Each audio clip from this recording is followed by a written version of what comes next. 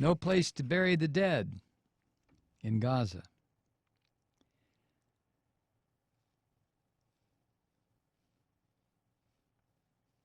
Al Jazeera reports that on this particular aspect of the murder spree that Israel has involved itself in, and it is a murder spree. It's just, I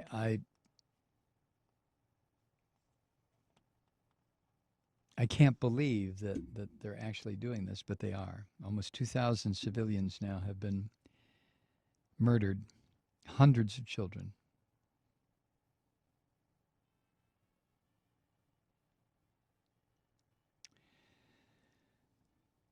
63 Israeli soldiers have also died. 2 Israeli civilians and a Thai worker. Al Jazeera reports this. Relatives crowded around the bodies at the Kuwaiti hospital, stroking the blood-stained faces of 6-year-old Malak and 13-year-old Ismail. Doctors had no space in the morgue for the family, so those small enough to fit were placed in ice cream freezers. Bodies small enough to fit were placed in ice cream freezers.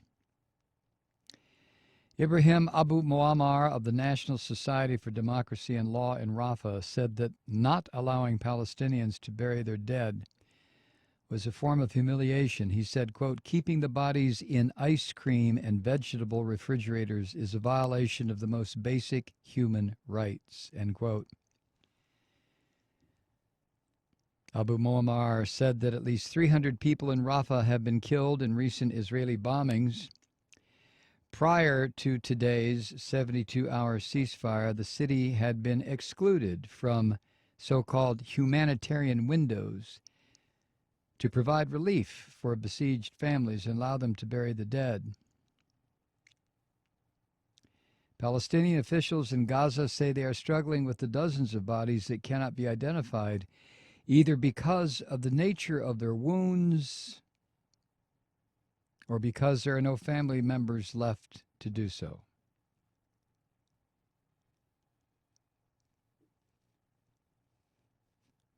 Proper burials in Gaza are almost now impossible.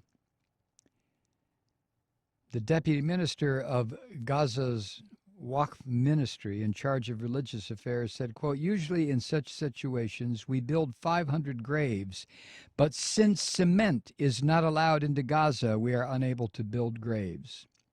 That's one of the items on the no list imposed by Israel and Egypt. No cement into Gaza. Why not? Well, they could build launching pads.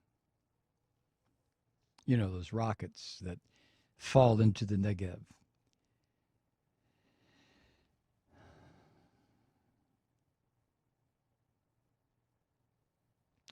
The ministry in charge of religious affairs said it is putting bodies into a temporary mass grave, but the task of holding funerals has become precarious itself because of Israel's shelling of the Rafah cemetery. Abu Muammar said, quote, where else can we bury our relatives when Israel is bombing the cemeteries? As he wept over the deaths of 7 of his family members. A Gaza City-based economist who specializes in Gaza's commercial crossings in the tunnel economy said, quote, this fierce aggression on Rafah by the Israelis has no justification, especially now that the tunnels in Rafah leading to Egypt have been shut completely, and no one is able to access the tunnel areas for many months. Those who survive in Rafah are deprived of vital infrastructure. Engineers have not been allowed to get in and fix damage to water and electricity lines. Phone networks and the internet have been completely cut off, leaving the city's 180,000 residents isolated from the outside world. Back at Rafah's Kuwaiti hospital, Umm Mohammed walked toward the garage where bodies are being laid out, complaining about the UN's inability to end the Israeli occupation. This person said, quote, "Our faith and trust is now in God's hands," end quote. Well, you shouldn't. Oh, to hell with it. I'm not going to. But the slaughter there, I'll tell you, I've told the story many times about the Lebanese Civil War back in the early 80s, when I first went to work for CNN as a writer and then a producer, and things are different in 84, 83, 82 in terms of how news was fed via the satellites that were up then. We used to get video feeds a couple times during the day when the satellites were in the right position, if you can believe that. And I've told the story before, but the part that made me understand that I did not want to work in that line because I simply can't handle it. But the part that made me come to that realization was watching the videos coming in from the morgues in Beirut, the children's morgues, where the bodies of 2, 3, 4, 5, 6, 7, 8-year-olds. And at the time, I had a how old was Chris then? He was 6 years old. I had a 6-year-old then too, 7-year-old. But in order to prepare the bodies for burial, the morgue workers would hose them down, just with a garden hose, with no intent to show disrespect, but there was nothing else to do. I don't care who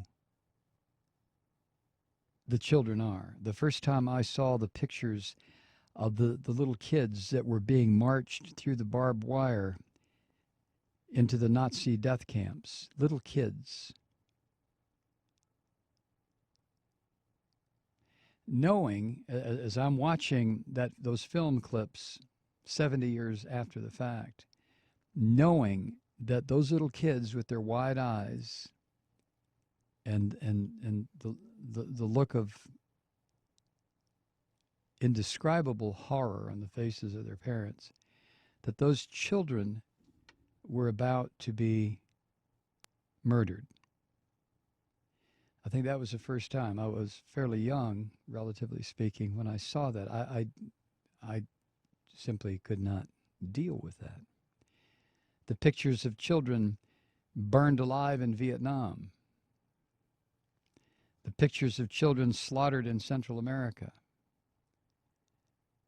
Children slaughtered in the Middle East. I am not capable of dealing with that. I mean, literally, my ability to process those kinds of images or that kind of information shuts down. And I just simply cannot handle it. To think of the loss of that innocence, those little lives, little kids who did nothing, and yet they are being murdered by the hundreds over the past 2 weeks in Gaza. I wish there was some way that there are times I feel this way, that I could just goddamn resign from the human race. I mean, for real.